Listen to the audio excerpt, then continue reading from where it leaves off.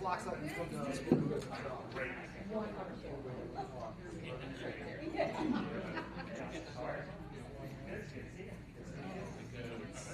Yes.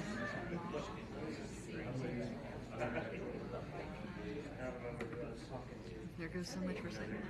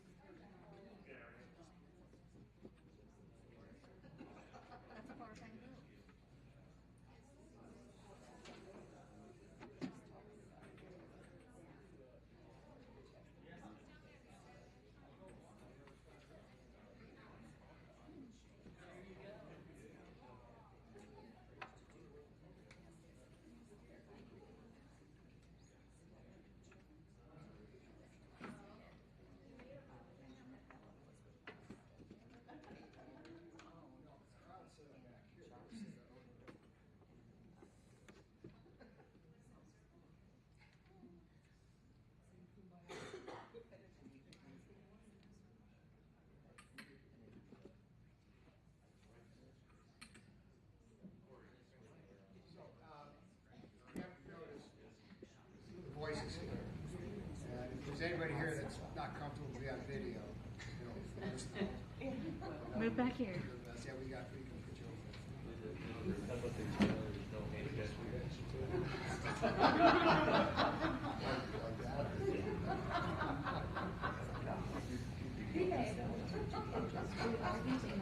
Doug, the only way I'd be uncomfortable is if I have to So say that's what we're saying. So So just one say- thing. What are you talking about?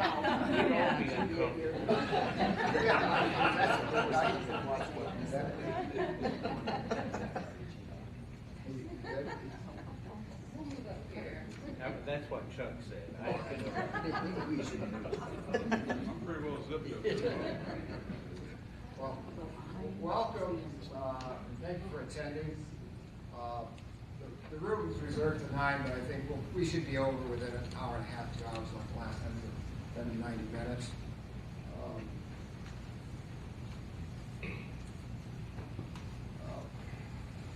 that didn't work.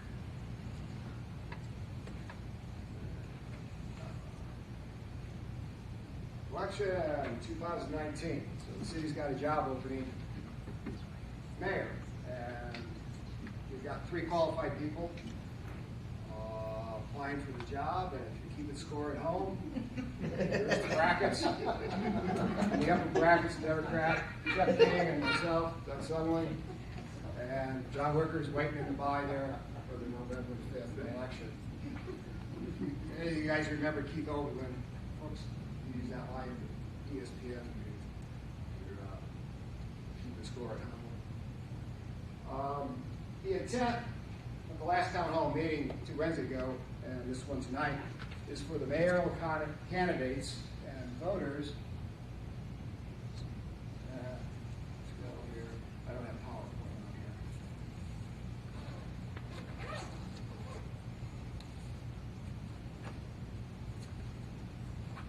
Have an open discussion about our home, Bluffton. Community is more than just a place, it's a process. A process that forges and unifies who we are. It's an opportunity to share ideas and questions. It's an opportunity for both the mayoral candidates and the citizens to get an understanding of each other. The last meeting,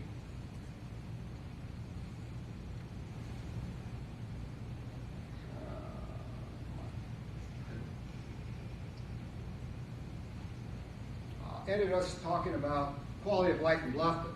Now, my entire adult life, I've heard the two-pronged political mantra of growth and jobs. That got me thinking, if the job is the only reason to live where you live, is that good enough to be home? And so, how do we continue to create the quality of life we call Bluffton? I think most of us would say the job isn't necessarily good enough to call home. Right? Ended the last meeting with the quality of life question. So kind of as a warm-up to get into this meeting, I got some of the some of the ideas that were brought up. And these were kind of the smaller ideas rather than the usual grander ones. Josh made the comment about making available various community support programs to a substance-dependent user who has engaged with police or emergency personnel. Pam talked about her experience in Minneapolis with Final Four and a group of volunteers who were out cleaning up sidewalks and helping people. Josh came up with, fines for littering, trying to keep the community, the Congress City, clean. And then a couple of ideas that are dealing with the funding, which is contemporary to our times here. Zach said something about money is there for state and federal funds. We need increased involvement from community access monies, but groups are reluctant to the strings to use those monies. And Chuck here had the idea, I like it, to create the residential TIF districts to generate monies to stimulate affordable housing. Both those are new sources of funding that weren't around 2-3 decades ago. And I just wanted to bring those back from the last meeting. And then we had a meeting April 10th with some downtown folks. And this was just a few of the ideas from the many they generated was more flower pots. And those of you remember Peggy Nixon, she had flower pots around town with flower displays. Some sort of welcome across or by the Main Street Bridge. Light up the Corten Still pedestrian bridge. They had other names for that. But and the interurban trail, which I thought was interesting. That'd be a good idea if we got the right lighting. The new North Water Tower should be a gateway. John Owen and I and the rest of the crew are aware of that as we negotiate to try to get a location for it. That water tower will be a definitive gateway from the north. Bury utility lines straight through the downtown.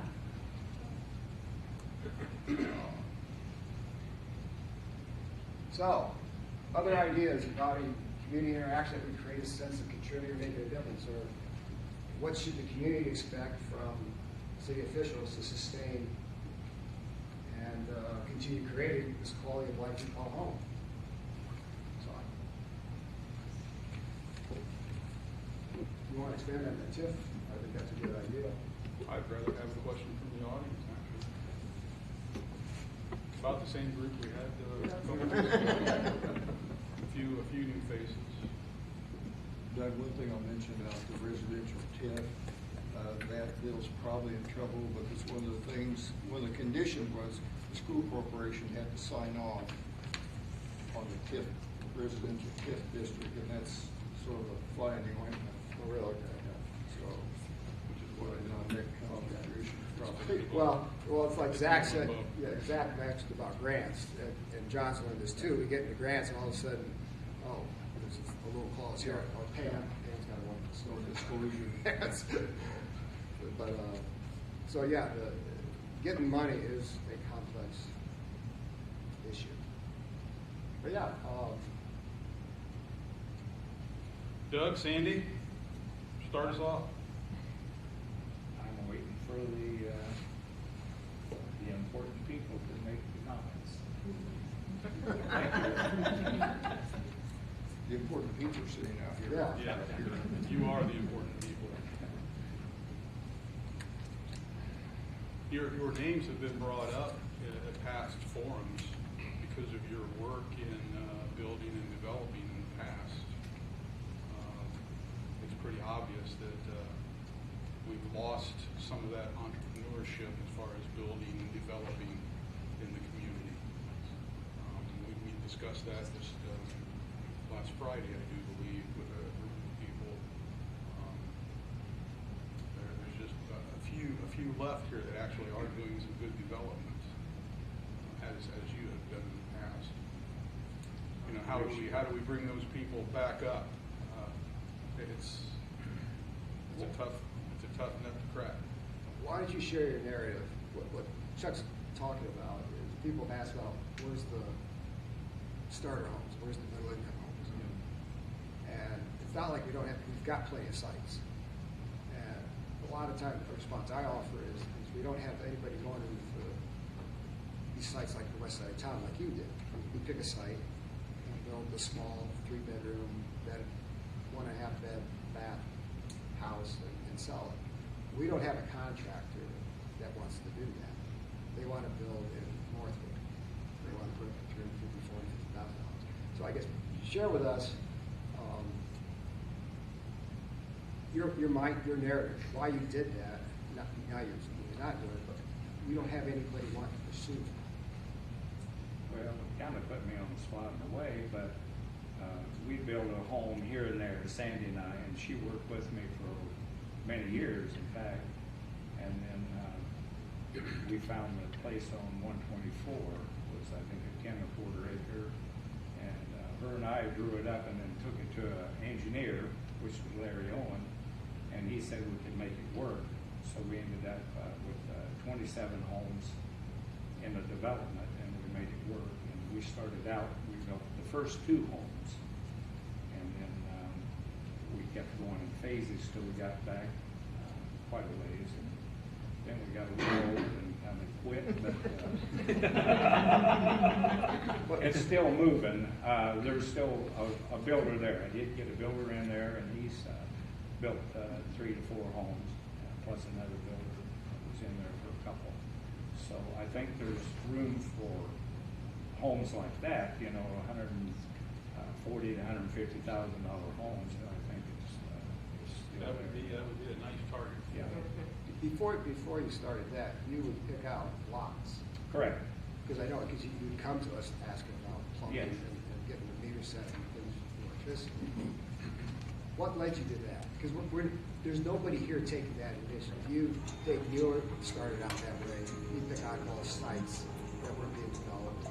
And nobody's picking that up, even though we've got a dozen, 3 dozen open sites. What motivated you to do that?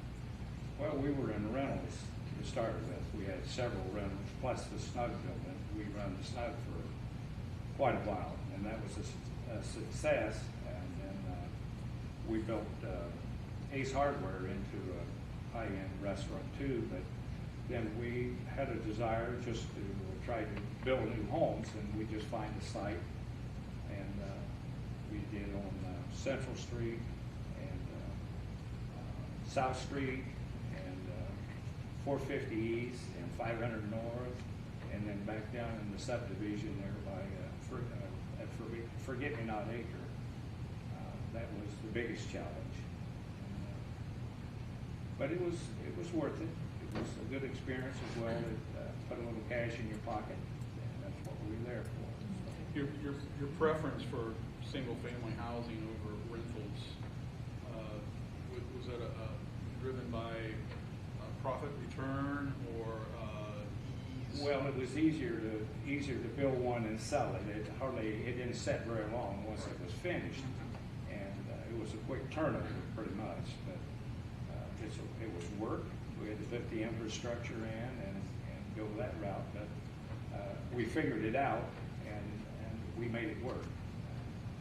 If you were able to pull something out of the air and tell us this is why, could you give us a reason why you think that more of that is not being done now? Is it any kind of government restriction? Is it what do you have comment on that? I don't think there's any restrictions that I could see that would keep me from building, other than what you call old.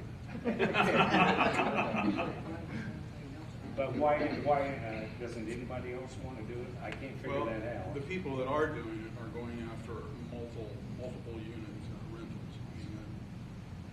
I mean, See, quite a bit. When we started out, we wanted to build a couple and see what happened. And once it was up, within a couple months, we had a buyer. And then we kept progressing along. We got another contractor in, and same way on the other side. And then we had one that bought several lots, and he ended up building, and he's still building. So there's money there if we get someone motivated to do it. I mean, I agree with what you just said. I really don't see a overriding factor on why somebody is not doing it now either, other than we just don't have that. And in all our discussions, you know, the same thing goes back to a restaurant downtown. It just takes the one person to come into town, and you know, we've talked to other people out of town, talked to people in town.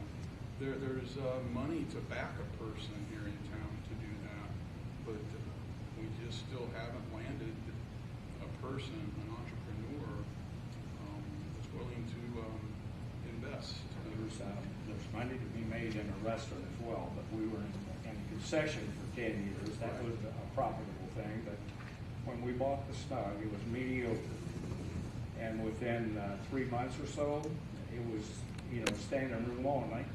And it got to the point that we was not used to being inside that much, so we ended up deciding we were going to build homes. So we bought it 3 or 4 lots on Central Street. We put up a couple homes down there and tried to improve the neighborhood, which I think we did. At one time, we had maybe 5 homes on one street that we remodeled and new.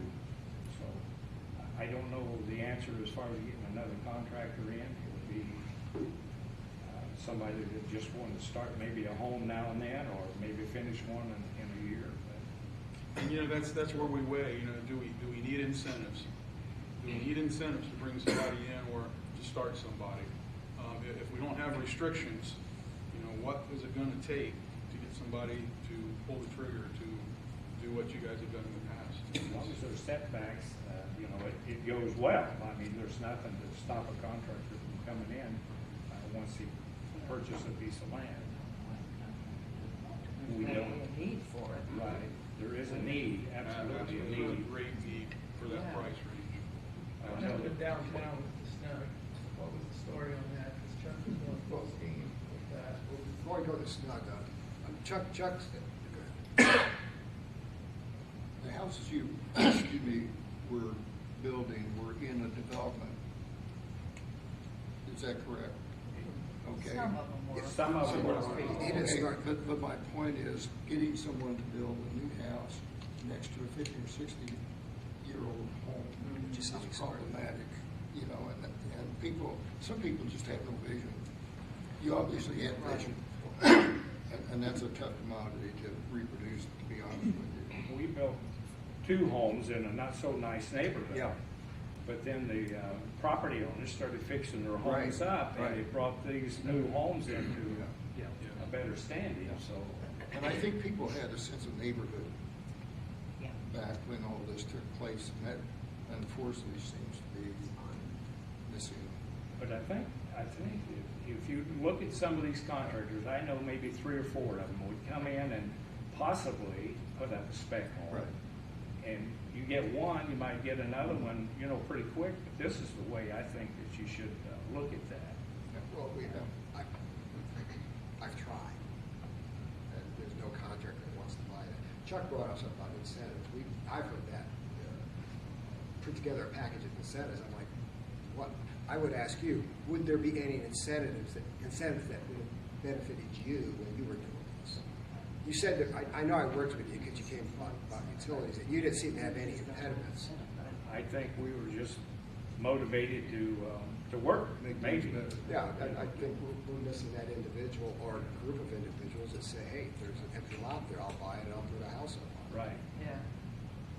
We had no idea where we were going with 10 to 4 acre to start with. We were actually going to put up 1 home, and then we started putting the pencil to the paper and decided that we can make it a subdivision, and that was a big step for us. But there again, it worked. It worked, but you have to work at it. Could you explain a little about the financing? And how, because I've been trying to explain to people, it's easier to get finance for a home in Northwood Farms than it is for a house down where we're talking about all these empty lots. Well, you can get your financing through like Menards or Lowe's for 3 months or so, and you won't have to pay a dime. Not you, but the buyer. The buyer. Yeah, you walk me through that, where the buyer's got to go through FAA or whatever, FHA, Just the buyer. and that somebody at Northwood Farms doesn't have to go through. They're looking, but you walk, I did. But you're talking 2 different income levels. Right, yeah. The person's, But it's easier, my impression, given my experience with Doug, is it's easier for us to go out to Northwood Farms and get the money than it is for somebody to get most of them on the low end, $150,000, $160,000 is, you can go down without a down payment on it. Right, that's what they're looking for. That's what they're looking for. Then And- comes the strings. Yeah. Yeah, exactly, then comes the strings, Yeah. how do you get these? We sold one, I don't know where it's that way now, but we sold one and the guy I paid $2,500 down for him for closing. And then, he didn't have a dime out of his pocket. And some of these loans are that way where you really don't have much money at all down. And I think you go in that bracket, $140,000 to $160,000, that you can do that. I think there's buyers out there for them with loans that you can get a loan for. No, but it's a little, when people say, well, where's the starter middle range homes? Well, it's not just an easy, get a builder in. There's all these other factors. Eddie, I'm sorry, you I had a was just question? questioning, the snug downtown now. I mean, he was going gangbusters, do a real nice job, get that open. And then, was that because of state regulations or what? Why wasn't that looked at before, if that was the case? I think there was a multitude of things that kind of went awry all at one time. That's Everybody's wondering. water under the bridge now, and I'm hesitant to say much more than that. It's, this Saturday, we're moving things from fraction, old fraction to new fraction. So that's water under the bridge and I move knew they were forward. talking about a restaurant downtown. Right. It seemed like he was gung-ho to get that going. I was kind of wondering, was that red tape from the city or what was that? To say just a few words, just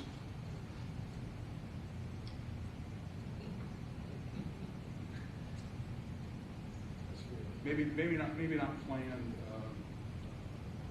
as well as it could have been. But there's other locations. There's other locations downtown for sale that would make a wonderful pub, night spot, restaurant. What would you guys see as your first priorities?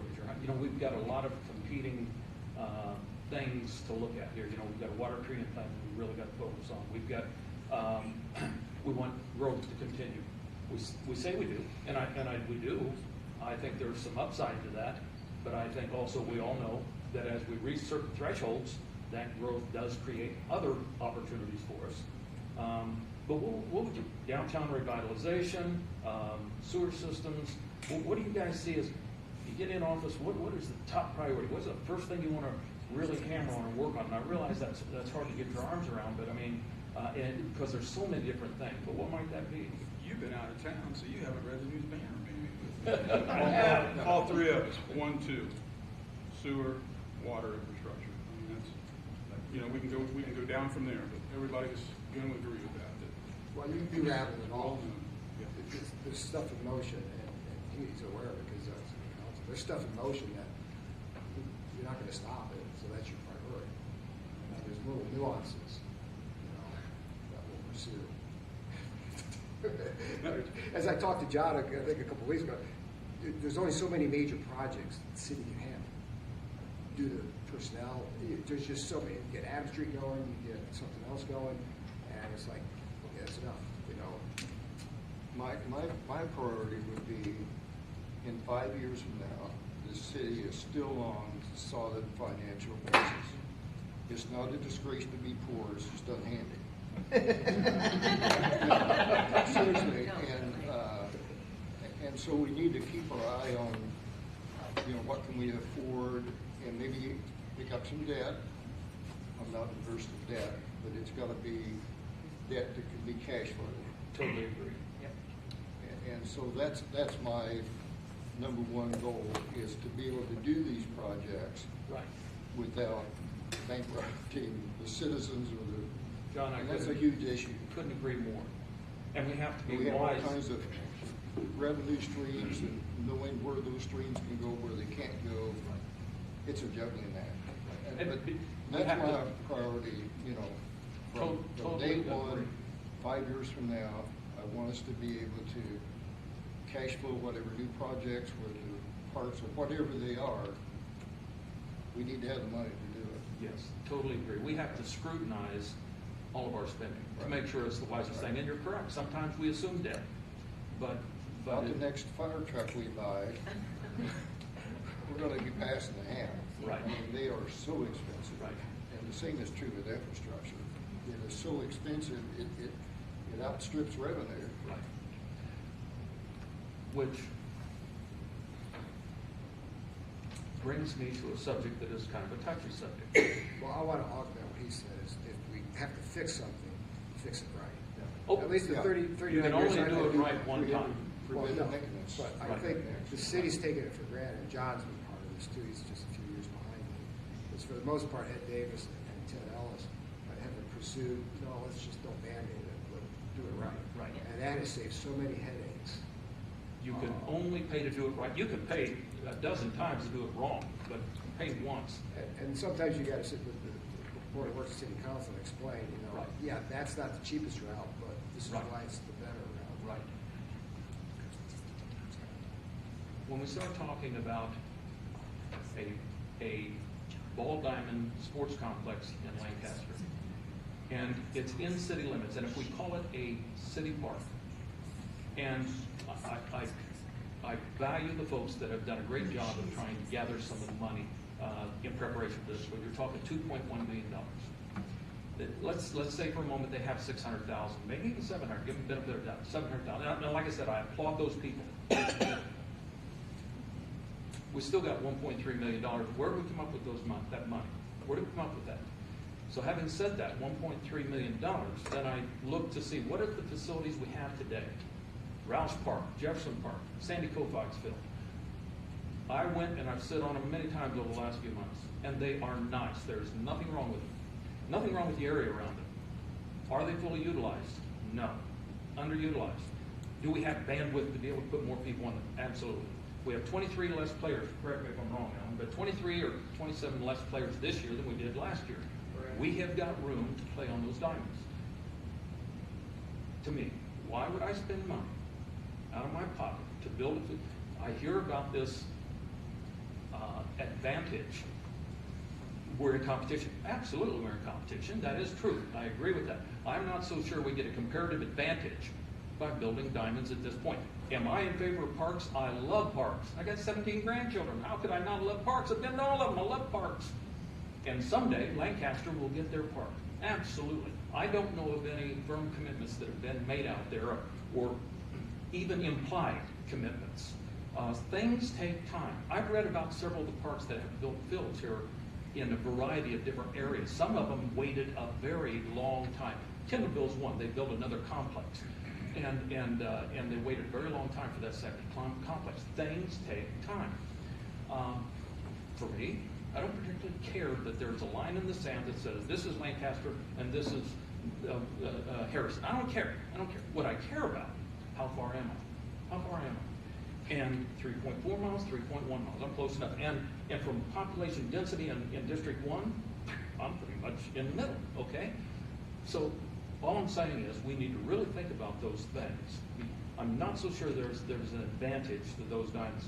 We talk about Monroe. Monroe is privately funded, no government involvement there, no money come out of it, they're not park associated. You talk about Decatur. I've heard Decatur mentioned. I can tell you, I'm pretty familiar with Decatur. And Decatur is not building a new facility someplace else like being out there. What Decatur is doing is renovating Hannah Nutman that went down here for years and had no money really developed into it. So they're putting in money, $2.7 million with what their project is. And I can tell you, they've hit a wall. They've run out of financing. They had several businesses that ponied up. They had 57 individuals that ponied up, and now they're done. And they're doing some fundraisers, but they're raising $500,000 a pop. Not going to get there. So all I'm saying is that we need to utilize our facility, and we're fortunate that we have got and I keep saying it, and I have no skin in that game, but we've got a great park system. These guys have been award-winning, and they have things from seniors to juniors, all the way up and down this. You look at the summer programs that they've got. So I just don't get it, and I'm terrified that the people in District 1 are not going to really think through this thing, because I don't want to spend the money. I don't want to spend that kind of money. If that's what we have to, I don't want to spend it. And so, I've said that. I think that was eloquently said, and I could not agree more with you. As a sidebar, my other fear is, and I'm sure several people here would agree, that maintenance on diamonds is just so expensive. And if we're talking keeping them for 10, 15, 20 years, that's just a lot of money to. I've got a resource over in Decatur, and I talked to them today. In hindsight, they wish they had rethought things and maybe slapped some paint on the buildings they had, maybe rejuvenate them a little, bring them alive, done something different, because it's tough. And that their contention was, if you're going to really have an advantage, if you're going to really bring in travel teams and those kind of things, you better have 8 to 10 diamonds, and you better keep them booked all the time. I'd like to know how the mayoral candidates feel about parks being named from a factory or industry. If they supply equipment, things in the park, do you have problems with that? Sponsorship. Yeah, they're doing that in a lot of cities around in all areas. You know, parks are getting a lot of funding through that, just because, you know, like Peyton Park or Snyder Tire Park, just you know, they get their name, but they're also ponying up a lot of the money for equipment things in the park. I know Lions Park, I think basically they take care of, when I ask them, they basically take care of keeping the park clean and that. But I just wondered how you felt about that being named under an industry or a business if they were ponying up money for the park. I wouldn't have a problem with corporate sponsorships. Eddie, I don't know how the people around that neighborhood would feel about having a park that's been called Rouse Park for a long time. How they would feel about an Alexis Park or Metal Dine Park or Gutz's Park. I did ask that question when I was out and about, and it seemed like most of them, it wouldn't matter, you know, as long as the park was a nice park. So I was kind of. I knew Charlie Roush. He was a fine gentleman. I'd hate to take his name away, but as John said, Wegfield, I don't know. You know, depends on what strings were attached, whether they were just buying a name right for a certain amount of time. I mean, the money, the funding, I believe, is out there. If we can't rename some of these. I do know we were, when I was on Parks Board, we were pressured for quite some time to put banners on the fences. And boy, we agonized over that for a decade before it was allowed. I think that it has floated along admirably. To the best of my knowledge, I haven't heard any. I see it more and more in the smaller municipalities. As you know, you go up and watch the tin caps.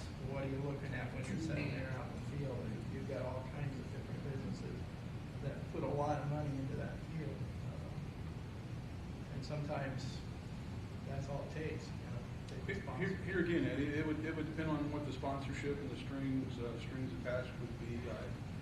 But first blush, I see no reason why we couldn't have a conversation on that. When a developer comes to us and he needs a certain amount of utilities and we want more, we work out a deal. Okay, that's what the partnership's about. You only need an 8-inch line, but we want a 16-inch water line going out there. That you pay for the 8-inch and we'll pay for the extra. Now, no one's ever said, can we get sponsorship and have our name on the water? And sanitary extension in the north, nobody stepped forward and said, I'd like to sponsor that. Yeah, it's a little different on water lines, electric lines. I put a sign up, location here. Instead of sports complex. I'm going to give you an idea. But what I'm saying is I think what John and Chuck said is if somebody's got an idea, we'll sit down with the park folks and say, hey, what kind of partnership can we work out? I walked into I don't Ted. I'm not receptive to somebody walking with a checkbook here. Well, I walked into Ted and I asked him, I said, I was coming home from Fort Wayne one day and I seen a couple leaning against one of our poles. And they'd been and walked out to Walmart, probably from Capri. And I asked him, I said, is there anything in the works for benches along the trail? And he said, we talked about that, but the money situation, we kind of tabled it. So I said, can I take that ball and run with it? Because we were going to use the car show money for that kind of thing in August with now that we're doing. And he said, sure, go ahead. He said, just touch bases with Pam because they order them and they're going to install them. In a day and a half, we had 9 benches sponsored at $635 a piece. Just by going and asking them, you know, we'd like to put a bench along the trail in front of your business, on your property, wherever you'd like it on there. And that quickly, all 9 were sponsored in a day and a half. I'm just saying, there's money out there. I do believe for the parks to help them out. I can go on to other cities, Huntington, even Decatur, and Portland, and you see businesses, you know, like you're saying, banners out on the fences at a lot of the ball diamonds, and then you're seeing it on the dugouts. It's just a matter is, does it bother you if their name is on that? If there's cash? Yeah. I commend you for what you're doing. As the Interurban Trail is getting planned, I went to the Fair Cyber and said, hey, can we engage the private business owners with, I guess, benches or cut, someplace for people to take. And it all got nixed because it was going to just make things too complicated with the grant and all that. So I commend you for picking that up because when I talked to a few, they were like, yeah, that'd be a good idea. And Jesus was still standing out in the Catholic Church. The Landfill story. They had the trail design to go right through where the tree was that they cut for Jesus. And it took 2 or 3 years before they understood you're not going to cut down Jesus for the trail. Ted Ellis does not want to see it on the banner. Jesus taken out for the trail. But to tell you how things move, and we tried to educate people on this, by the time the trail got built, the base of Jesus had rotted and you got to decide. But the Catholic Church had wanted to build a loop around it with a couple of benches. They were all game for that. So I appreciate you picking that up. But yeah, there was an interest for it, and then it just kind of got sidelined because we got folks on stay within what the federal grant allows. I even got a couple just didn't want to deal with it. I even got a couple calls that people said, I understand you guys are working on the benches. And I said, yeah, because we were going to put part of that funding toward that with the car show, whatever it took. And then they asked me, well, how about bike racks at the restaurants? Because I have no place to put their bikes when they stop in at the restaurant. And I said, well, we'll get the benches thing done. And then I know most of the restaurant owners said, maybe we can ask them if we pay for those, will they install them? Can we install them there? So that's just some small things, but it is something that I do believe, you look at this, we talked a little bit off of that, but like Sub Fire Station on the west side. So many fire stations around Poe, the little towns that put together some of the nicest fire stations. And those are private funded, or you get a grant here and there to help covering and donations. That's how they paid for most of those stations, and it's like, I think there's businesses, and you think all the industry that's out here on the west side brought up before, I think a lot of the industry would love to have a fire station with an EMT and one truck there, nothing else. The railroads block it, at least you've got somebody responding quick.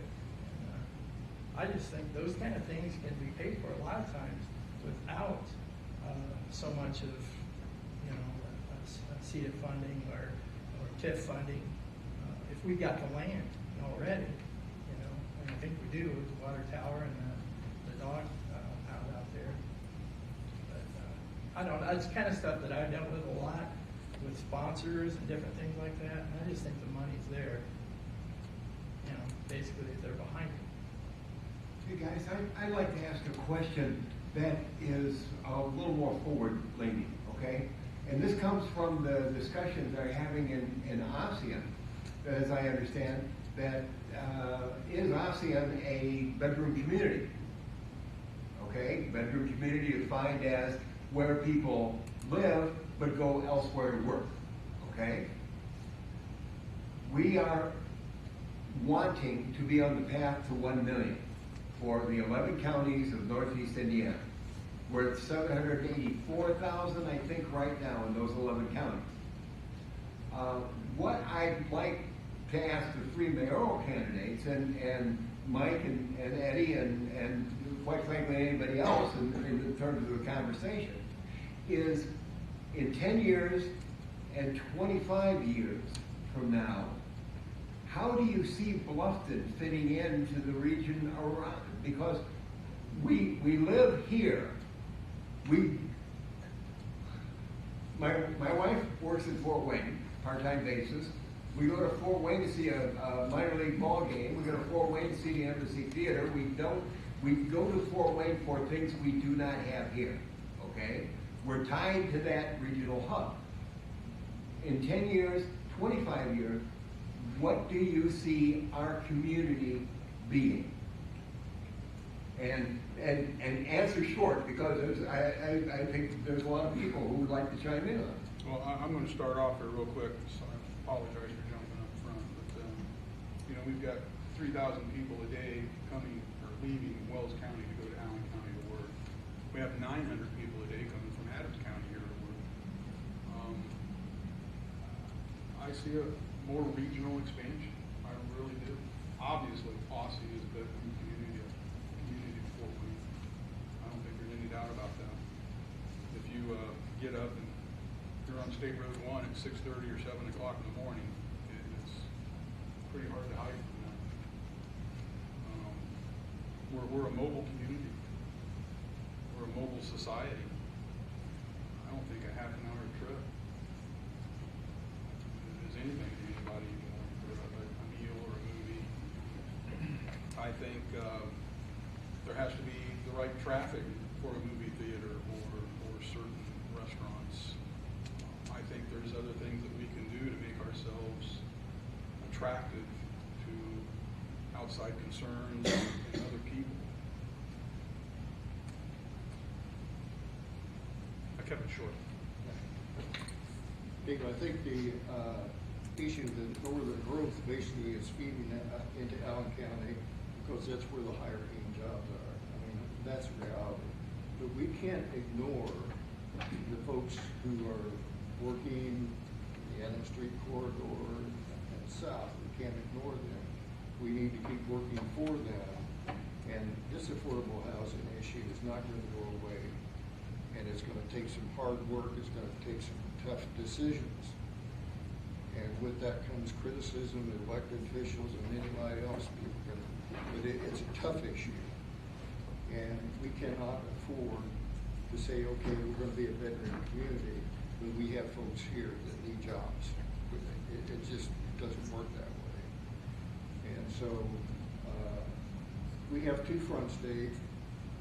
The folks going north to be employed, I'm not as worried about them as I am about everybody else trying to make a living. You know, they're working hard, 2 incomes, but boy, they're struggling to make ends meet. And that's my concern. You know, when I see the statistics of the Bluffton Harrison school system, where half the kids are on free or reduced lunch, folks, we got a problem. And you can't keep kicking the can down the road. And that's my 2 cents, Dave. I just asked the question. Before I get to you, Dave, Eddie, I wanted to point out what we were discussing before Dave gave that question is, I think, a great example the 3 of us appreciate about living in Bluffton. The city initiated, got the inner trail up there, and we're still working on to get it up to the old Lancaster School. But we had to put aside all these other little frills for it, and put up benches and other little things that we wanted to do. Now, town folks talking about lighting it up, which we hadn't thought about, and get a few more ideas, and all of a sudden we've got a trails and ambience. You watch people walk along that. People at first you're like, who's going to use this? Well, I'm out there, 12 people. I'm going up and down the street. There's 12 people out there. But you start putting edges in, you start putting lights, you start putting little stop-offs, and all of a sudden you've got a trail that's got some, the Monon Trail in Annapolis is kind of ambience. So I think we all appreciate that, and that's one of the reasons for this forum is the community generates the idea. My contention, Dave, in 10, 25 years, growth's going to happen. For whatever reason, I can't see in the future, we're in a phase of migration, human migration on the planet. We're not full here. So they're going to find us. They're already finding us, they're going to find us. People are going to find us, whether it's within America or outside of America, they're going to find out this is a nice place to stay. And it's cheap, it's economical. Now, whether that brings with it what John is pointing out, you know, the entrepreneurship that we're talking to Doug about, we'll see. But I still see us being a satellite community. I don't see us, I'm not sure being 20,000 people is going to make Bluffton a better place to live, or 15,000. What's been the nice experience since I moved here in '64, it's been very steady. And the money, both the finances and the growth has been calculated. There hasn't been, nobody's taken risk, and John's been on city council 4 years. Nobody said, oh yeah, let's spend money on this and go into, and you're like, why did they leave us this bad? So I still see us being that way. I think what Bluffton has in Northeast Indiana that offers its uniqueness, it's the jewel that sits on the emerald necklace of the Upper Wabash River Basin. We are the hub of the Upper Wabash River Basin here. And we're not a postcard, we're not world-class scenery, but you can come here and experience the river, experience the nice green spaces around from Geneva all the way up to Huntington. There's a whole necklace of spaces open up. You can go experience all the little tourist sites around here, the Amish country, whatever the other, whatever, you know, what's the bar in Markle, Allen? Pickle. That shows you what I do my bar hopping. I was afraid, sorry. There's stuff that I do. You knew who to ask, didn't you? And Bluffton's the hub. I mean, you can, people have been talking about, you can sit here, spend a weekend, bring a family here, you've got the state park, we got a brewery opening up. All of a sudden, we're going to be a place that's a destination for Northeast Indiana if we do it right. So I see us being able to fill that niche because we've got the Wabash River, nobody else does, at least at our size, at our positioning. It's not going to be Markle, it's not going to be Huntington, it's not going to be Lindgrove or Veracruz or Geneva. And Decatur's got its own river situation, and I think they're handling it different than the way we've handled it. We're very fortunate that most of the floodplain doesn't have people in it anymore. We've got basically one business in the floodplain, so we don't have, so we're using it. But anyways, I see us taking advantage of that opportunity if we engage it. Dave, I would like to make one other comment. One of the things that we, as an industrialized society, most industrialized societies, birth rates have been going down over the last few decades. And that impacts, you know, the attempt to have growth too. If families are not having as many children, it's hard to build your population.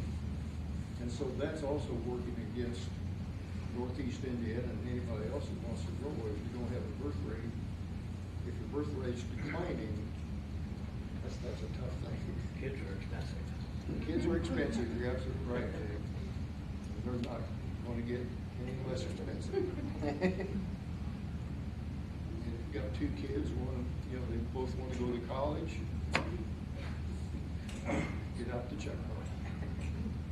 Alex, I hate to pick on you, but you're here. You weren't here at the last one, I don't think. Yeah, Was it? The last one. No, I don't think you was. Okay. Anyways, I'm talking about Alex. Do you have a good reason why? We're happy to have you in the community. I hear really good things about you. Can you tell us why you stayed? I'm sure you had opportunities to maybe go someplace else and do something different. Mainly because my family, we all grew up here. My brother still works here, my sister still works here. My nieces and nephews are still here. And if I moved away, I'd miss them, obviously. I've worked for the Parks Department, concession stand, maintenance, since I was sophomore in high school. Went to Ball State for marketing degree, that didn't work out.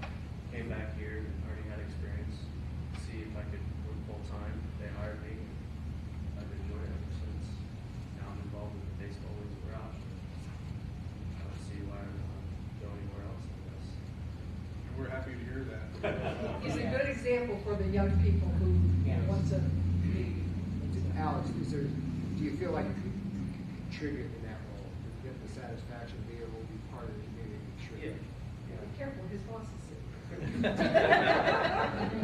Are you Yes, telling I think, in my opinion, yes, I can just, since I started working for the Parks Department in 2009, I've seen a pretty good improvement in our park system overall, especially Raj. You know, the different grant opportunities that went through it. I believe in 2015 to 2018, a $400,000 grant went through Raj. And I was part of that process, installing concrete, overseeing the splash pad, and now I'm pretty much in charge of the baseball diamonds, and definitely see a pretty big improvement in the Parks Department. And he's also has enjoyed conversing into the community with the activities, the concerts and the Bird Fest and things. So it is nice that he's had that as a younger person to have those things. Not to speak for you, but it's just that I see him at those things. So it is nice to see those. You know, that's the reason I picked on him. You know, Yeah. I've interacted with him once, and it was just an outstanding time with him, and I just really appreciate him being here, and I appreciate what he does for the city. So. Did you want Dave, Mike, and Eddie? I'd like to hear from Mike and Eddie. Sure. Well, I agree with these guys. You know, at a certain extent, there's going to be people that always go north to work in Fort Wayne. However, we've got the industrial park we're growing, and we've got business that we've got opportunities coming in there, and that of its own volition. Once, you know, with unemployment the way it is today, as we get more and more opportunities, pay is going to increase along with that. It just has to. And maybe that will have an offsetting effect as far as traveling back and forth to Fort Wayne. We're always going to lose some to Fort Wayne, but having those opportunities here really does build upon itself. And then sometimes we make little inroads along the way.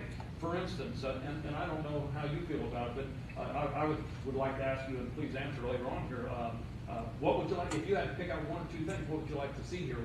My son's about your age, and I asked him, you know, if there was a nice place to eat downtown, would it keep like a Chili's or Applebee's or something like that along the river, someplace along the river there? And I know that comes fraught with its own problems, but would you come here and eat dinner as opposed to going to Fort Wayne? And the answer is occasionally yes. Yeah, sure. I'm still not going to have the variety that I have in Fort Wayne, but yeah, I eat here a few times, okay. Because you know what I'm trying to do? Trying to get them to cross the bridge and come into town, come in here. Entertainment. Yeah, Kim and I was just out at the embassy the other day. Great. But there's other things we get just as entertaining. I got to tell you, some of the stuff we have down at Kiel, my gosh, those first two coming up, the Caribbean thing and Creedence Clearwater knockoff group, looking forward to that. I'm just as entertained, and guess what? Didn't cost me nothing. So, hey, I'm all about that. We've got lots of opportunities. You know, most everything is marketing. Everything is marketing. When you boil it down, it's marketing. And that's one of the things that's got to be really high on our list is how do we market ourselves, because we are cheap. You're right. We're cheap to live in. This is a cheap place. Word of mouth. You're at Brown County, not because they're marketing it, because it's got the reputation. Exactly. True. And Yep. we're getting it. Yeah. Eddie, follow that up. Well, I think a couple things I'd like to touch on. One is you talked about niche. When you see towns like Bern, Swiss, when you got that niche, you're going to pull people from the big cities to come there. And then Bluffton should look at, you know, we got a great state park. I mean, we get people coming from Ohio, Fort Wayne, all over the place coming out to the state park. And I think that's why the interest with the tower and all that was so good, because that is a jewel in our area. As far as the drain, the kids leaving here, I think that's two things. I think it's definitely income, sense of adventure. They like, move away, different part of the country they've been thinking about, even through high school. Maybe when I graduate, they go to get a job, so they start looking. And I don't think that will ever not have that. That's a continuing thing. But I think Bluffton, just like him, he went to get his degree, and that didn't work out for him. But what was here for him was family, hometown. Bluffton is one of the nicest towns. I know it's got room to be better, but it's one of the nicest towns in a big area. I mean, it doesn't take you very far to drive. You go through the town, and Hartford City's one of those places. But you drive through and you think, wow, our little town's not that bad, But there's other places you drive through, real good friends with the mayor in Huntington and Portland and Decatur. I see those kind of, what they do in their towns, but the towns that really pull from the bigger cities have their things like what's going down at Keyhole Park. They have those concerts, they'll drive down to see the CCR group or the KISS group.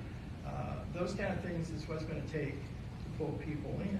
It's going to be things that's happening in the city that they'll want to make that drive. The nice restaurants, it'd be nice to get those, but those guys are looking at dollars, and they're looking at, okay, can we do well if we put a chain restaurant in here or a nice restaurant? We've had a few of those. Starbucks was out here for a while. The money just wasn't there to support. That's what they look at.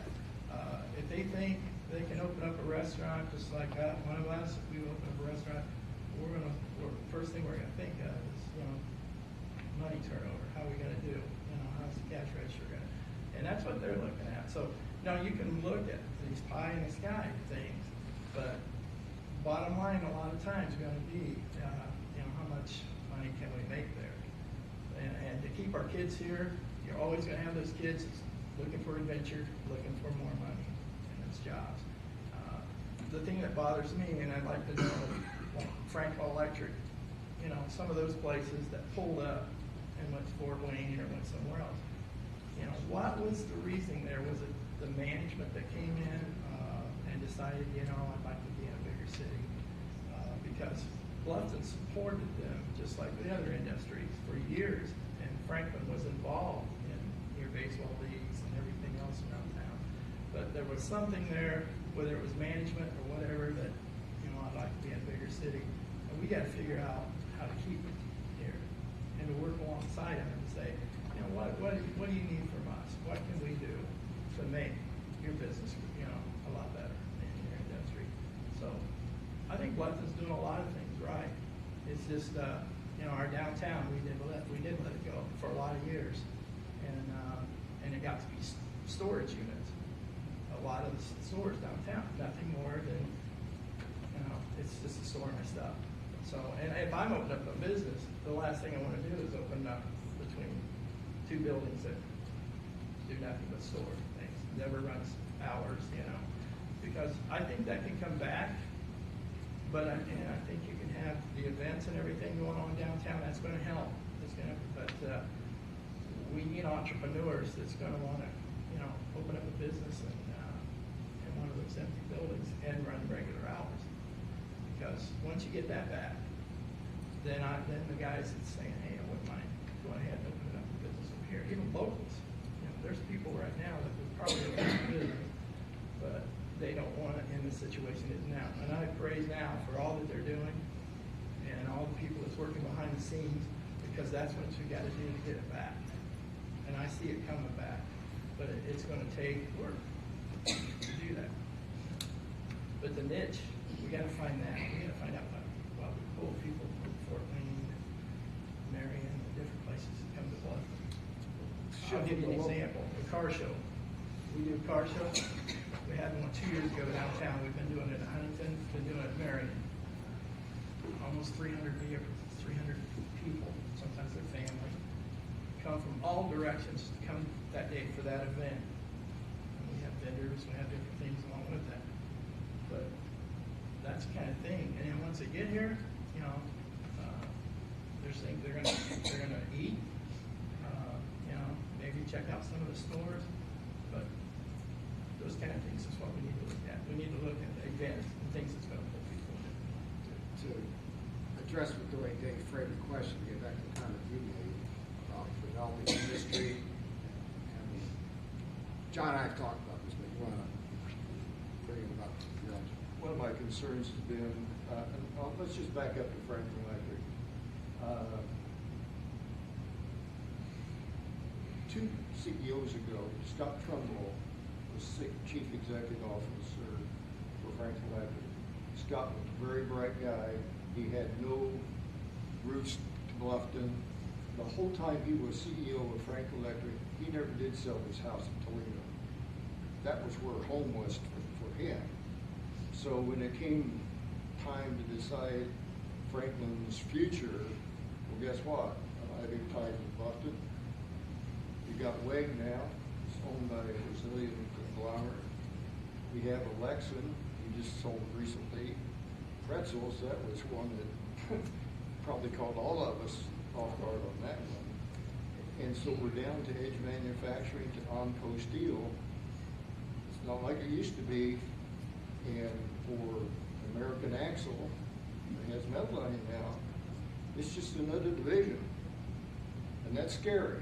It's scary to me because we're looking for, they look for cost centers that can make a lot of money. I mean, because their stock shareholders are putting the pressure on the CEO to make money. And that's the reality of today. I don't like it, but it's the reality. And it really bothers me because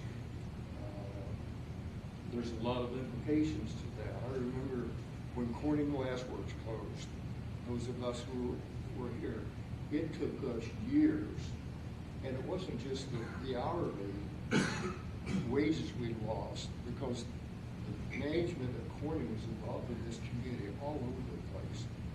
And I would submit that we may not have completely returned to where we were when Corning's management was in this community.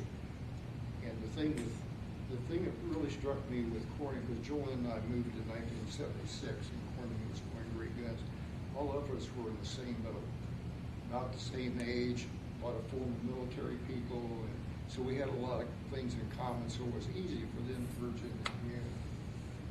And that was sort of the golden age, you know, but it's gone, and we need to adapt to the changing situations we have in our community. That's the big thing, is changing with how times are changing.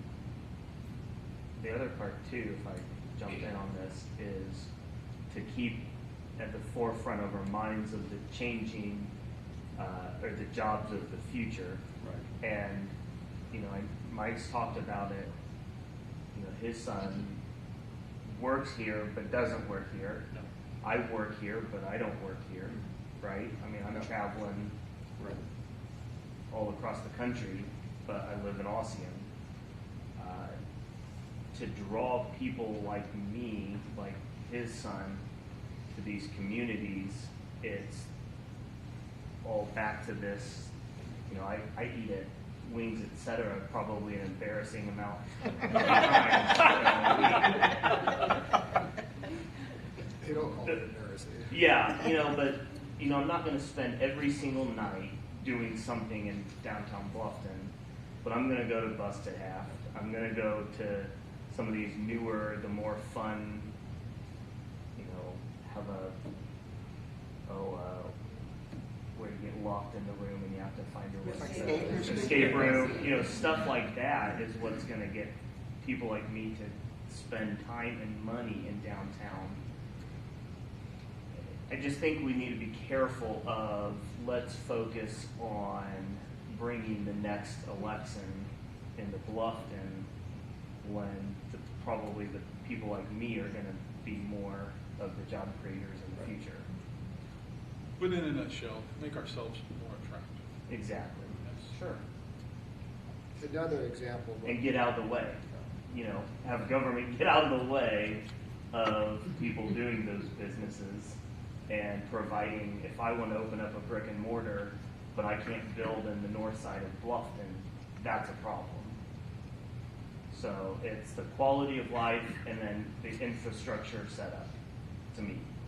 At least the 39 years I've been here, and John's been part of the last boards, I don't think the city's ever gotten in the way, although you can listen to some developers complain about our red tape. But for the most part, it's been, what do you need? You know, be reasonable. We're not going to build a 16-inch water main for you, but you got to be reasonable. My experience has been, what do you need? And it comes down to, as we've heard echo, is like, well, if the other party doesn't want to pull the trigger, then that doesn't happen. But the Harrison Plaza, it's owned by a person that lives because they hear, why is it Pomida? Why isn't there anybody in Pomida? It's like, well, The owner of Harrison Plaza actually is an Israeli citizen that lives in Israel. And she has a management company out of New York that manages Harrison Plaza. We can imagine what a disconnect there is between the actual owner and those of us in Bluffton who've worked on the south side of town for a long time. If I can't get X number of dollars per square foot, it's no skin off me because I'm still going to be in Israel working and making money. We saw this at Kmart, the Kmart building for a long time. I think Kmart at one time was owned by somebody out east, and he thought it was worth twice as much or 3 times as much as it really was. You have those things to put up with too. The future, to address Dave's question about 10, 25 years, what we are unfortunately may be anticipating is these out-of-state, out-of-country owners aren't going to make decisions based on what's best for the community. And so, whereas one of their plants may be making money, but it's not making enough. And those of you who remember Kmart was making enough money, they just weren't making enough. They shut it. Rather than, okay, how can we integrate this into the community? That may be a challenge for 10 to 25 years down the road. When you see a business that's starting to put branches out, like Wings, et cetera, they were looking at different locations. Does the city have a program, or do they reach out to these different businesses when you see them opening up satellite stores in different communities the same size as ours or smaller? Do we do anything to reach out to the Chamber and EDC is almost always the first contact, economic development, almost always. So they're always like reaching out to those developers and those people. And those people are coming in. Yeah, they're fairly active. I know the ones that come in, that's pretty easy. You got there talking, but I just wondered, when you see them opening up in a Decatur or Huntington, does anybody reach out to them and say, hey, come and check out what we got to offer? I really can't answer that specifically. Eddie, some of those referrals come from the state, and they say, okay, we have a manufacturer distribution wants so many 1,000 square feet, they want now. Well, we're out of the game right off the bat, and that just happens. That's just part of the game that gets played. These companies, they run the numbers, they know where they want to be, and it's a numbers game. On a larger commercial and industrial scale, that's true, but Wings isn't. Yeah, that's what I That's a wondered. small regional. Okay, I'm going to keep up my theme here, and I'm going to pick on somebody else. Mr. Mann? Yeah. Would you care to comment on anything? You're an entrepreneur. Your wife is an entrepreneur. Yeah. We're really happy to have you in the community. I'm glad to be in the community. A number of years ago, I ended up moving to Auburn for a job opportunity. Great city, but kind of go to the theme. It wasn't home. They had a lot of great programs. Much like Alex, family was here. You know, we miss that. We miss the Parks Department, the things that we did through there. We just miss living here. So we came back. We were fortunate enough to have some opportunities. My wife was able to open her dance studio here in town. And shortly after that, I was able to open a Edward Jones ranch here in town. I've got 3 little girls right now, and really those are my main concerns. You know, we have our businesses to keep our kids here in town, but I really think it's going to be, you know, the kids right now in elementary that are really going to help this community thrive.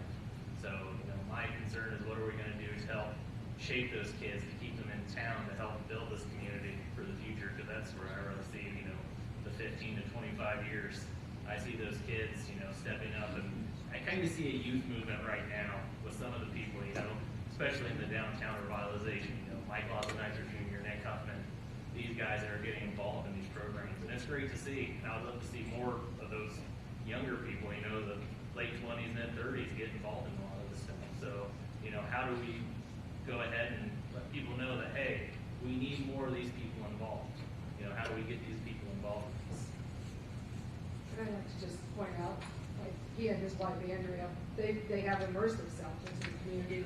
They're on a lot of committees, and they've opened their business to partnering with us on numerous things. Matter of fact, we just had Andrea in our office talking about even more things and reaching out to us, and I give them kudos, and I know that Blake and Tay Gerber are another young couple that I think are trying to immerse and get more things going from the younger generation. So it does take these, and we appreciate when they do come in and they step up.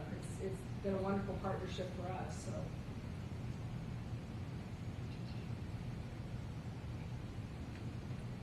Two things. Number one, let's not forget about Billy Ann's. 11 years ago, Mark Miller set me down in a booth and offered me a job, and I figured he lived in Bluffton. I'm glad I did. Number two, I want to state the obvious. We would like to keep our kids here.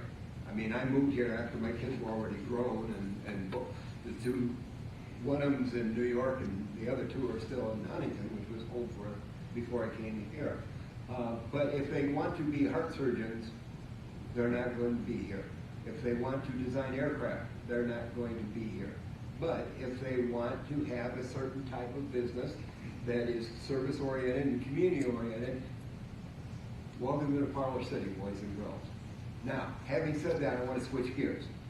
It's been 24 hours now since Ted Smith brought up a proposal which I've been covering Bluffton Common Council for 10 years now, and I don't know if I've ever seen everybody so shocked as they were when Ted was done speaking. Ted brought forth a proposal that the building department of the city be proactive in terms of making, enforcing improvements. A vacant housing registry, which I think is genius. I've got one sitting across the street from my house that hasn't been occupied for 2 years. And, you know, and Ted and I talked afterward. Those houses are going to be infiltrated by water. They're going to fall apart. There's one on the main on Main Street that's been vacant for, he said, 5 years, I think. It's a big brick house, just been sitting there, and you're just going, wow, holy cow. So he brings forth that idea, and he brings forth the idea of rental inspections. And as one of my coworkers said today, hey, I rent. I would like to have somebody to know that this place is fine coming in. John was there for the entire presentation. Doug, I don't know whether you were. Chuck, I don't know whether you were. But that's the gist of it. What do you think? And it was no real shock to a lot of people because Ted's been floating that around for quite some time now. I know I've talked to him extensively about it. I see a lot of value in both items that he brought up last night. The devil is in the details. Many things that he talked about last night is a format from other places and also the state. I think his presentation last night was, let's start the discussion. And I think he did start the discussion last night. And here again, I'll say again, I see a lot of value in it. It's not going to be pleasant for everybody, but I think safety is a real concern for many people. He gave an example last night, or actually Chief Craig gave an example last night of a situation that just happened recently and could have probably been avoided. And I think safety is a key issue. Right now, does Bluffton have any kind of neighborhood enforcement? Enforcement As far as properties, making sure properties. we have no maintenance ordinance, if that's what you're asking for, and that was part of the presentation last night. We do have some control over dilapidated houses, Vehicles, obviously. abandoned vehicles, I know they tag those. Yeah, those are complaint driven. And here again, I'm keeping my comments short, so go ahead. Well, David, as I said last night, I conceptually endorse what Ted's trying to do. But like Chuck said, the devil's in the details, and sometimes you can be well-intended and have some unforeseen circumstance and nobody, a consequence that nobody ever thought about. And so I want to see it done, but I want to see it, let's bite off a little bit at one time before just whole hog and then all you know what breaks loose. And give us a And little just time. because you find somebody doesn't mean you're going to get your money. It's sort of like somebody declares bankruptcy, you get a settlement. Well, we're still poor, so I don't get paid. You know, you can find Jesus over there about it if you don't have the money.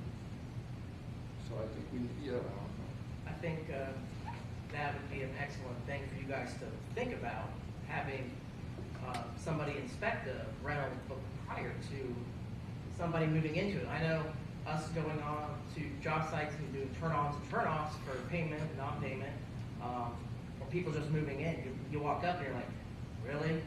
You expect somebody to live in this? When you're living in this $300,000 house and you got this $40,000, I mean, I wouldn't want to live here ever, and I see that kind of stuff, and it's like, well, no wonder the neighborhoods are going to hell, because things like that. So it's just, it aggravates me, because I see certain neighborhoods, it's like, wow, I remember as a kid, this used to be a nice neighborhood, and now they've just kind of slowly deteriorated over the time, because you get people that move in, they don't take care of it, they move out, and then the homeowner doesn't care because, well, they just move somebody else in, and the process continues. So, to your point, Alan, it didn't break overnight, nor can we fix it overnight. And I understand that. Keep that in mind. It didn't break overnight, just like downtown. Downtown didn't break overnight, and we're not going to fix it overnight, but it doesn't mean we don't keep trying. I apologize for interrupting there, John, but what I was going to say though is, we need our time to do our research, to make phone calls and check other cities that have done this. And Ted gave several good examples last night that have this in the works now. So it takes time, but as Ted said last night, let's start the discussion. and I think that's an excellent thing that needs to be done. I give him props for stepping up and wanting to do that. He does a lot already, and now taking on another thing. So And the other thing, we have to figure out how we're going to pay for the additional staff that's going to. That's always the bottom line. Not always the bottom line, but it's a big part of that bottom line. Ted mentioned the $5 fee. How many $5 fees do I need to pay for somebody? Not only their wage, but insurance, all those kinds of things. So that's part of thinking through this. We want to keep people safe. We want to have great neighborhoods. But at what price are we willing to pay that as a society? But I think also safety for the community Right. and the public in general. I mean, the house that just burned on Bond Street didn't have smoke detectors in it. Right. And really, like, that should be a no-brainer. Like, where does that fall when, exactly, you know? So you have the firefighters showing up to a fire, now they're saving 2 little children that are inside, putting their lives at risk. Well, now what if something would happen to them? Now the city's insurance is paying for that. And so talking about like expenses, now, well, there you go, expenses and things like that. And so, but I think it would be a very, very good investment. And, you know, spending an extra couple $100 here for somebody's salary a week compared to millions of dollars worth of maybe fines or things like that. And I just feel like, you know, people are looking for jobs. So let's hire somebody. So I think some of the city departments are understaffed, and I would like to see maybe let's expand some city departments and get the manpower that they need. Being a city employee, sometimes, you know, we go and help other departments because they need the help. So that's just something that I see on a daily basis sometimes. Alan, maybe you shouldn't be in a silo. What's that mean? I said, maybe you should not be in a silo. Maybe we should have employees that can move around, not on electric. Well, that's, Wait, you know. I kind of thought about right that now too. you're in a silo, right? You both work in electric departments. yeah. But I also can go out and help the water guys and Yeah. do things here and do You're things still, there. when it comes paid time, your time gets charged by and large to the electric department. And silos, it's not only the city, it's throughout business. I mean, people get stuck in these silos. I want to share a real quick story if I can. Back years ago, the consultant firm of AT Carrington came to the company that I worked for at the time. They spent about a month there. And I got to know one of the guys fairly well. And I said, you know, how do you guys come up with all the stuff you feed to management, you know, after you've done all? He said, John, 85% of the recommendation we give to management came from the employees. Because the consulting firm talked to everybody. They weren't concerned with the silos. And there's a lot to be said about listening. God gave us 2 ears and only one mouth. To answer your question, the 5-year plan I gave you last week, Dave, first item is what Ted presented Tuesday night. So, and it's posted on the Facebook page, the 5-year plan, where all the departments broken down on what I envision. So, Ted's got my support. I appreciate, we talked about this Monday at Lilac Lane. We were out at Lilac Lane Apartments, the duplexes behind Kroger, and no solicitation, so I arranged for us to meet with them. We had an engaging conversation with the folks that showed up. But one of them brought up the corner of Silver and Scott, or Silver and Mulberry, where 2 houses have been taken down. And she was like, so much better. And that's when I brought up about Ted wanting to do this, and that when Ted's position got created, because there's been this backlog of houses that have been stood for years, that's what he ended up doing, is citing these houses, and then they came down. So we got an urban renewal project going, but he feels he's at a point now where he's not going out looking for buildings condemned. He wants to do what we've talked about here. He wants to set up maintenance ordinance so that we avoid blight. And we don't have, because blight becomes contagious. As Doug described, you build a house and people pick it up. Well, you get a house that deteriorates, one comes down, burns down, and then people. We also ran into the fact there was rental ownership went up over home ownership. It's like 50% or something, like 40%. And it was just a demographic across America. It wasn't just here. And a landlord is not going to invest like you and I do in our homes. And so there's that mixture. But that's what Ted was proposing, and I'm supportive of it. I can't speak for Doug, but I'm sure John does, and I'm telling you, I do too. I get phone calls from ordinary citizens wanting us to do something about the neighbor, the guy down the street, the truck that's been sitting out in front of my house for 3 weeks that hasn't moved, the paint that's peeling off of my neighbor's home. So we do hear it. I'm sure you do too, John. That just, and they want action, and it's kind of hard to say it. You can't kick it down. You can't kick it down the street. You have to look into it, talk about it, and get back with them. We've all grown up, if you're old enough, with the attitude, well, they want government out of our lives. We want to do what we want on our property. I only can relate to what Ted Smith's related to me. He doesn't know how many people, when he finally gets the order to tear down the house, thank you. As opposed to, what are you doing this to me for? He gets more of the thank you, that took care of that problem. But for whatever reason, the lack of inaction on those personalities, they just can't bring themselves to take care of it. So when we talk about a maintenance ordinance, I don't envision a backlash. I envision people actually saying, thank you. Yeah, we got a truck. The van's been sitting in my garage, my driveway for so long, and now we why is this thing still here? So, anecdotal stories.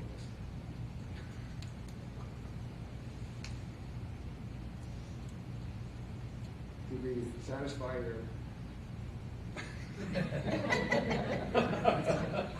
Let's carry. I just asked the question to provoke the discussion. Let's carry on this theme. Barry, Connie, you have anything? Yeah. You like your riverfront property? Yeah. Lakefront cottage now. No, it went down almost completely today. It went down quick today, it seemed. Yeah. Yeah, I was Very much amazed. so.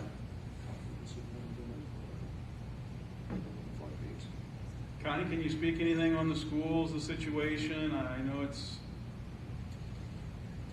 maybe farthest from your mind now, but It may be, yeah. Now, when he mentioned how many are on free and reduced lunch, it's even more than the 50%. But last year, for the elementary, even this year, I think it's 67% just for the elementary that are on either free or reduced. I will say that they're reduced. I think you can live okay on that money, but they have it reduced. I mean, they get a reduced lunch even at that amount, so.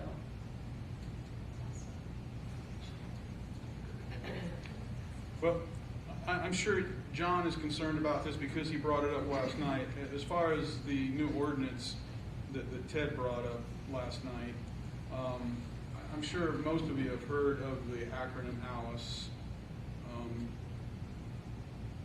And it just flew out of my head real quick. What it means. ALICE.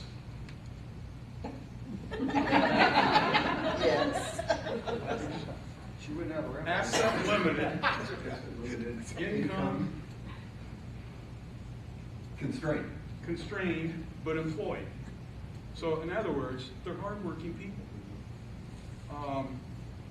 In an ordinance like this, and John brought it up last night, these people, it takes everything they can to get up in the morning, provide food, medicine, clothing, go to work, and if their roof needs done, or they have a leak inside, or the paint is peeling, where does that money come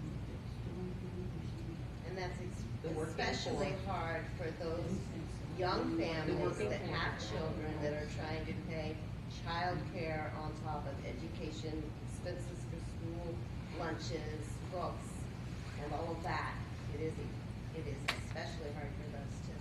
from? There has been some talk, discussion, trial balloons flown up about maybe extending some of the, and this is not official through city council or anything, but extending maybe some of the seeded money that comes in to do 50-50, kind of like what we're doing for sidewalks in a sense. Try to help some of these ALICE people. Here again, just a trial balloon to see what would be possible out there. Like, you mean like money for home repair? 50-50 match on certain items, yes. Roof, sidewalk. Here again, the devil's in the details. But I see a need out there. And here again, you know, when your house is the poorest looking in the neighborhood, when you want to build it up, and then once yours is built up, well, then the next guy said, you know, it's contagious, is my point. And here again, incentives to try to move things along, I see value there also. Part of the issue that you're in the construction business is finding people that can do small jobs. Let's say I'm a retirement age person that I don't want to go up a ladder to fix a gutter. You know, finding somebody that's willing to do that, they've got bigger fish to fry than putting up a gutter. So that's one of those unintended consequences. Yeah, let's do that. But if we don't have the contractors or the folks that can fix, I think this is a great opportunity for churches and other organizations where neighbors can help neighbors. And we've sort of lost that. Bluffton's not unique in that regard, but I think you could come up with some kind of registry that, you know, we have the senior citizen couple that needs their house painted. Would a church take on that? And that's just one example. I mean, there are multiple examples. But in partnering with each other to improve our community, I think a lot of things could be corrected that way. And if you get into more major stuff, that's a little different story. Of course, you have a lot of people that, you know, they may be in need, but they're not gonna ask for nothing. That's right. A lot of people don't have any mechanical ability. I mean, my father-in-law was one of the worst people. He couldn't screw a screwdriver, you know. I mean, there are people that don't have the ability to even do the minor fix that. But we need to keep all that in mind when we talk about this blight ordinance. There were a lot of businesses that used to help with the Habitat for Yeah, Humanity right. project. You're right. And so I'm sure a lot of those would be willing to come Right. alongside and help with projects like that. So maybe service clubs get involved. I mean, there's whole groups of people that would probably get involved. As Eddie has demonstrated, it takes a quarterback to grab that ball and run with it, whether it's benches, snow sledding hill, a clock tower, whatever. Yeah, anybody could have done that, the same thing that I did, you know, just. It takes a quarterback. Yeah, Takes somebody to do it. Takes somebody to do it. I was wondering, are most of those homes, would you say, are rentals that are disrepair, that regular, that somebody may be owning their home? It seems like a lot of them, like Alan was saying, when we do a service or something, most of those houses were rental houses, that was in pretty bad Hey, shape. Ted mentioned last night that he had gone to the assessor office in the city of Bluffton for 550 rental properties. That's a property, individual property. Is that your understanding, Dave? You were 550? That's a lot of homes per person. And some of those homes have multiple But places. it's only one. Yeah, Yeah. and multiple. Multiple within Yeah. that one. In fact, that was one thing I could do this week was 427 West South was being divided up, and they wanted to know what's my address. Well, what are you doing?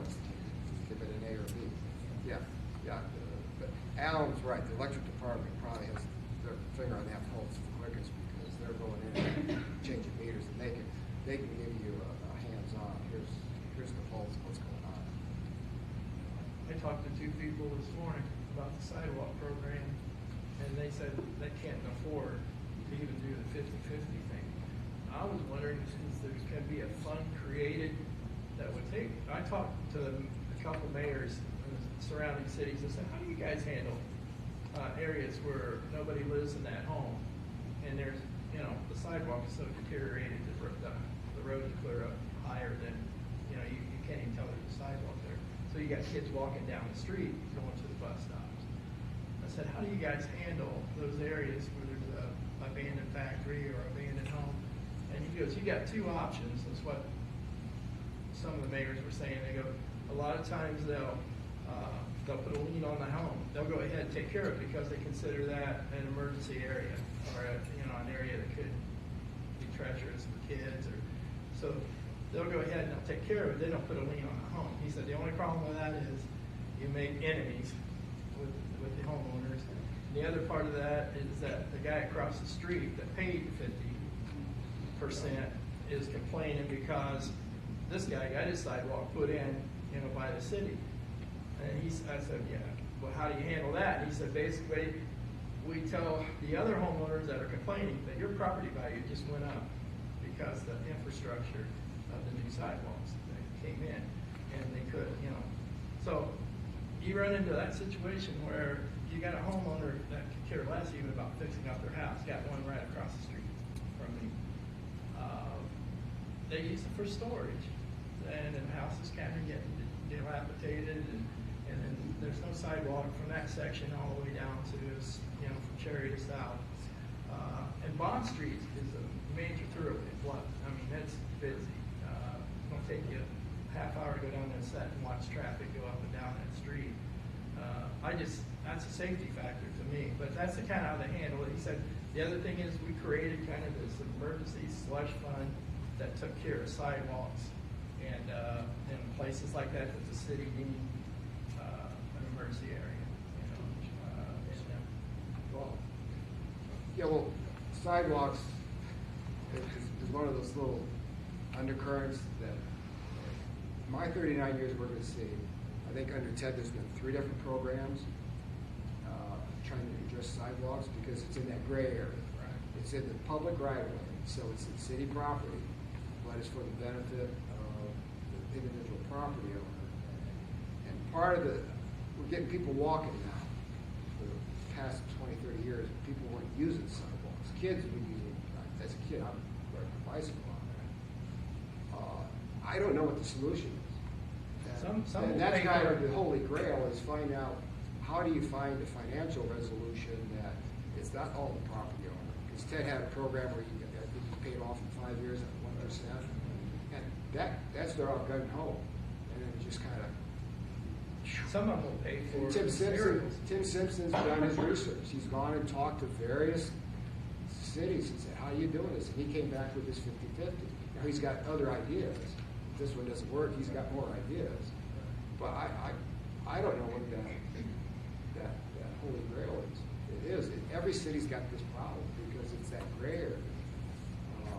Whose is it? But participation in Tim's new program has shot up also quite a bit. So we'll see some fruit out of that. Anyways,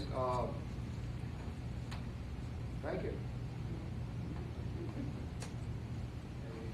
Any final comments? Oh, have you been on mute? Has he been on mute too? Okay. All right, you're when the camera stops, you're free to. Thank